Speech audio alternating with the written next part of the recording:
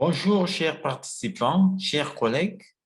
En ces journées de la Ortec 2021, nous avons le plaisir de vous présenter notre communication portant sur les tumeurs du sein, corrélation radiohistologique des lésions mammaires ACR4 et ACR5.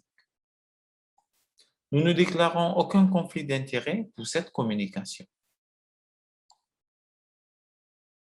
Notre plan de communication sera le suivant. Après une introduction, nous passerons au chapitre matériel et méthodes, suivi des résultats, d'une discussion et enfin, une conclusion viendra clore cette communication. En effet, le cancer du sein est un véritable problème de santé publique. C'est une infection menaçant la vie de plusieurs femmes dans le monde.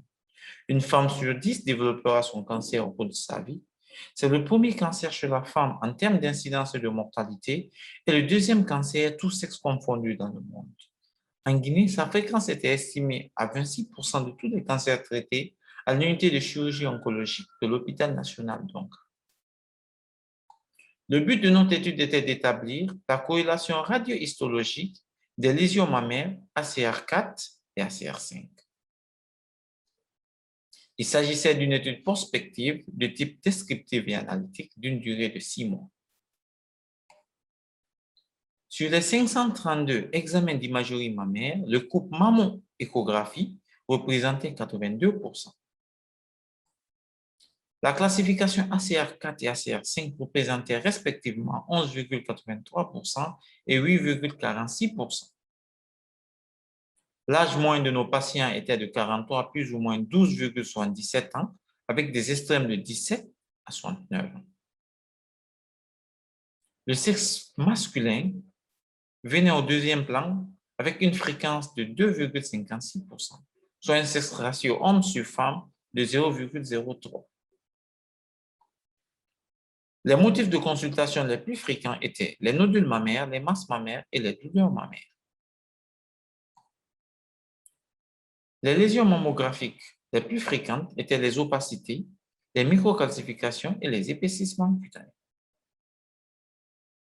Nous vous présentons une image mammographique à double incidence, axillaire et de face, mettant en évidence des opacités stellaires de densité moyenne à l'union des cadrans externes du sein droit.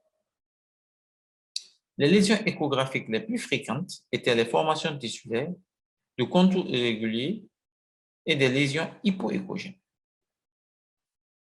Nous vous présentons également une image échographique du sein chez une femme de 50 ans, mettant en évidence des lésions hypoéchogènes, hétérogènes polylobées, à grand axe vertical, au niveau du cadran inférieur interne du sein gauche. La corrélation radiohistologique des lésions ACR4 et ACR5 était statistiquement significative, avec des valeurs prédictives positives de 57,14% et 85% respectivement pour les ACR4 et ACR5. Nos résultats corroborent avec les données de la littérature qui stipulent que les lésions ACR4 sont suspectes de malignité, tandis que les lésions ACR5 sont extrêmement évocatrices de cancer. En conclusion, le cancer du sein est une pathologie grave. Son diagnostic repose sur un examen clinique complet, une imagerie pertinente et une confirmation histologique. Notre étude a mis en évidence une corrélation radiohistologique des lésions ACR4 et des lésions ACR5. Nous vous remercions pour votre attention.